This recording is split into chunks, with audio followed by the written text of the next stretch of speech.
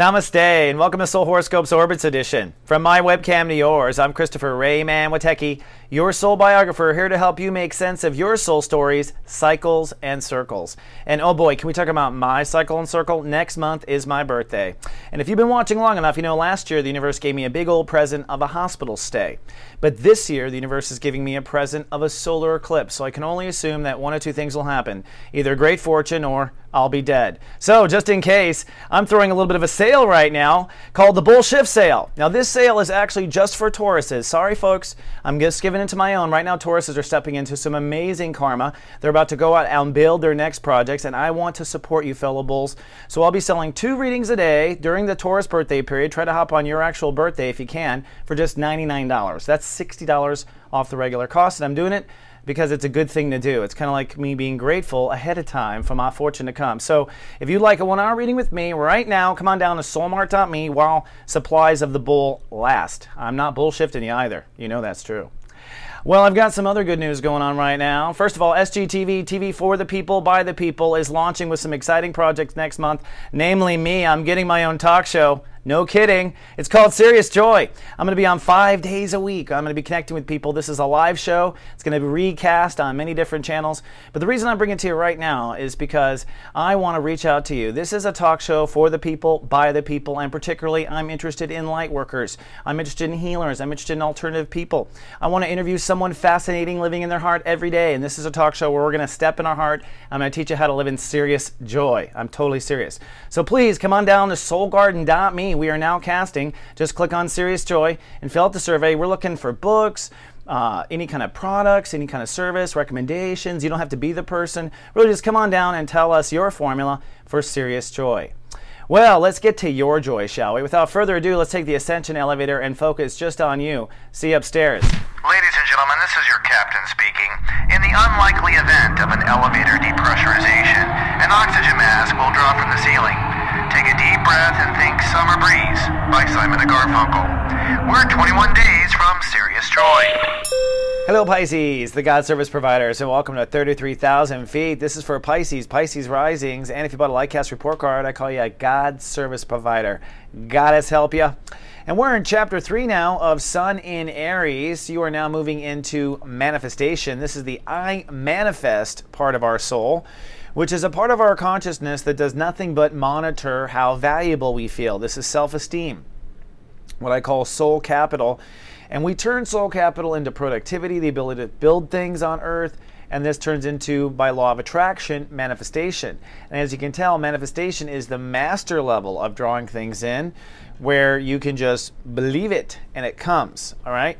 But you have to understand the basics going up, said the Taurus, because this is the natural house of Taurus.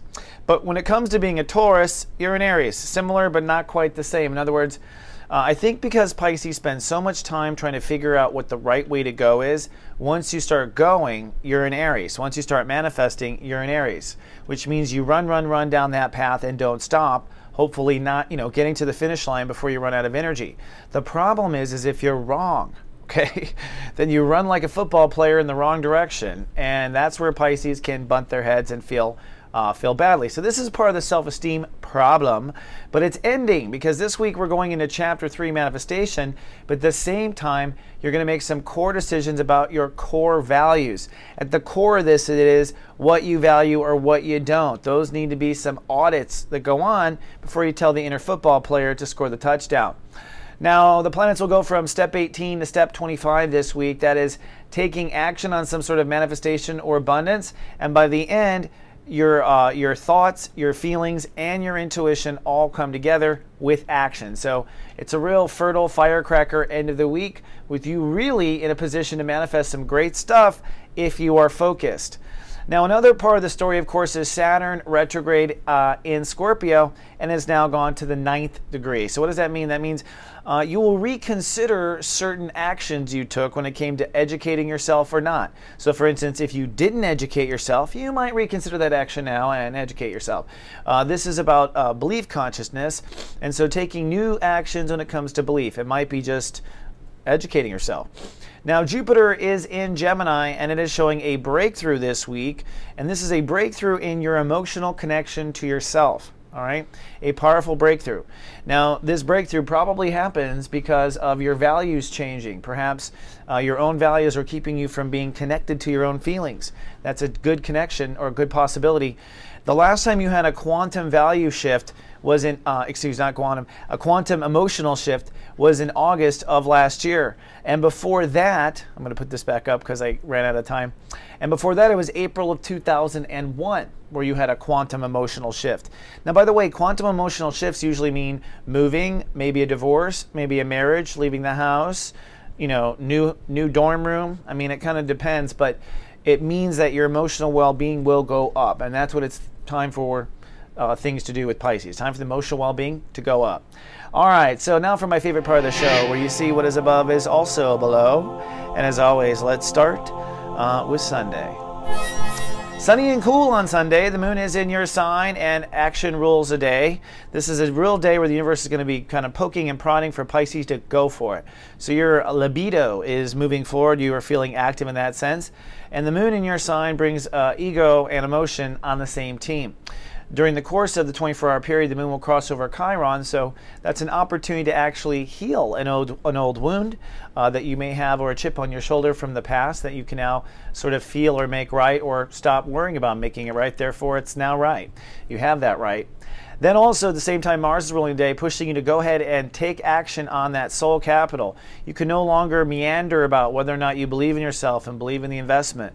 You must now take action, or you'll find that investments break down. So it's kind of like you're damned if you do, you're damned if you don't, you might as well do. You're actually not damned if you do, so do it. Then on Monday, sunny and chatty for the fishies. Haha, that was amazing. And that's because the moon is super happy in Pisces, totally letting you just be free, and you are active and moving forward. So it is a day of action and taking action on thought. You're also manifesting and quite powerful. It's a powerful day on Monday. Step forward and manifest. Hold space and manifest, and tell everybody about it. Tuesday, cloudy with a chance of some insecurity. I know, just what happened? Well, what happens is now emotion hits your soul capital and self-esteem. So you are feeling your actual value. So up until now, you've been, trying to break through your value, trying to, fake it till you make it. Well, how you feel today is where you really are emotionally, just emotionally, not your thoughts, not your gut, not the other parts of you, where your feelings are with things. And that might be because you're a baby or because your feelings are caught up with your wife. But the point is, this is where your feelings are. This is in preparation for Lightcast Day, so pay attention. At the same time, the sun now shifts to 20 degrees, or step 20, so your awareness is, things are very personal. So now self-esteem issues are very personal, and at the same time, money issues are very personal. That is Tuesday. Oops, Tuesday again. Then on Wednesday, it is sunny, and you are light casting. We are all light casting. The sun, moon, and earth are coming together for the new moon. This is a powerful combination of I love, I feel, I manifest. And that is the most powerful day of the new moon to begin an emotional cycle that will change your life. So starting this day, Jupiter rules the day, so it's an optimistic day. You want to have just unlimited possibilities. So when it's like, dear God, let me win the lottery. No, don't let me win the lottery. Just give me a blank check, unlimited possibilities to manifest what I'm going to need, when I need it. I'll take it the way you bring it. Just bring it. Okay, you want that lubricated flexibility with the universe. Hold your heart with love and just light cast that into the universe and make that an emotional impression that carries with you for a cycle. Now, Love Fest follows just after that, the best day to tell everyone you love that you love them. And this means that the moon crosses Venus, which means right after this, wah, then there is a restoration of peace, which is very nice. So the day ends peaceful, regardless, whether you get to do ceremony or not. On Thursday, cloudy chance of mind games because the moon now shifts into Taurus, and at the same time, the sun has some breakdown. So you might be feeling a little bit of slippage going on in your soul just due to the fact that your moon is processing thoughts and whatnot. And really what you're kind of starting to feel or starting to process is, maybe second guess whatever you're trying to manifest, second guess the project. You really just need to let it be and let your feelings go where they go and let them settle and rest and not let your mind get in the way. So Thursday can work for or against you. Be careful. Also, Thursday is a day where you can just go too far with like possibilities and very far away from reality, so don't go there either. Friday, it's cloudy and still quite pensive. You are processing. This is allowing your feelings to go to new areas and allowing yourself to allow manifestation to come in unusual forms. Okay? So it's really like, hey, you told the universe, I need a Porsche. All right, let the Porsche come the way the Porsche comes. It may not be from you. Might be your sugar mama. I don't know. Pisces are like that. If you meet a cougar and she's dating a younger boy, I have to say it's often Pisces. Just saying. All right, so Moon in Taurus makes you pensive. Moving on. On Saturn Day, it's cloudy, nesting, and resting. The moon now shifts into Gemini, and that brings emotions to emotion. So strangely enough, when the moon is in Gemini, that's actually when Pisces can get a feel for how they feel, because they can kind of just like sit there and kind of intellectualize it. So it's an inside-out approach, but it works.